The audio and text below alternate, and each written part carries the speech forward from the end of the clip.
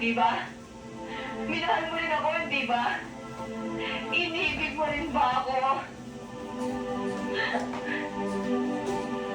Eric, kay pag-ibig o pagmamahala nararamdaman mo para sa kanya.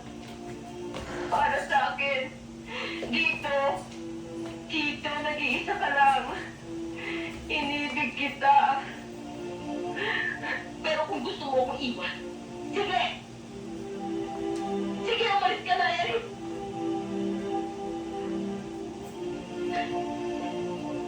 Alam ko naman darating ang pagkakataon to eh. Sa bubulag-bulagan lang ako. Sino nga ba naman ako para ibigin mo? Marumi ako, hindi ba, Eric?